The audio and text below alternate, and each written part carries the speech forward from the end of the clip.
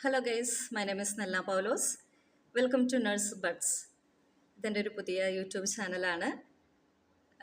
മെയിനായിട്ടും നഴ്സസിനെ ഫോക്കസ് ചെയ്തിട്ടാണ് ഈ ചാനൽ സ്റ്റാർട്ട് ചെയ്തേക്കുന്നത്, എസ്പെഷ്യലി നഴ്സ് സ്റ്റുഡൻസിന് വേണ്ടിയിട്ടും.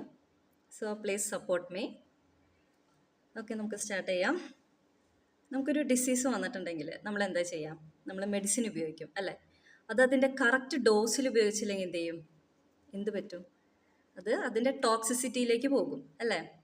ടോക്സിസിറ്റി വന്നിട്ടുണ്ടെങ്കിൽ നമ്മളതിനെ കൗണ്ടറാക്റ്റ് മെഡിസിൻസ് ഉപയോഗിച്ചിട്ടാണ് അത് മെയിൻറ്റെയിൻ ചെയ്ത് പോകാം.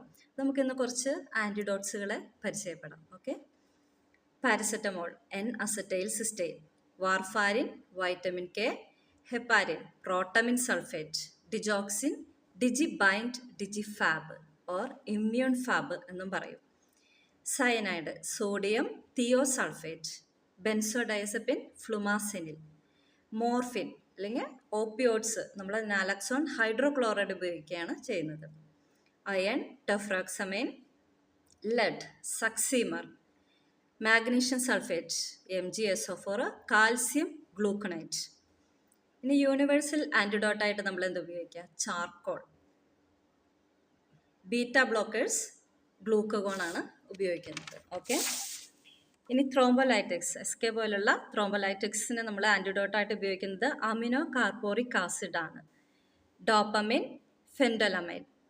ഇനി ഓർഗാനോ ഫോസ്ഫേറ്റ് ആണെങ്കിൽ atropine sulphate, insulin, glucose. Okay, drug of choice of alcohol withdrawal ആണെങ്കിൽ ലിബ്രിയമാണ് അതിന് ഉപയോഗിക്കുന്നത്. Hyperkalaemia, calcium gluconate. ഇനി പെൻസിലിൻ ആണെങ്കിൽ അഡ്രിനാലിൻ.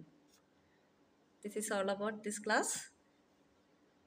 ഇതേപോലെയുള്ള എഫക്റ്റീവ് വീഡിയോസ് ആയിട്ട് ഞാൻ നെക്സ്റ്റ് ക്ലാസ്സിൽ വരും. So see you soon.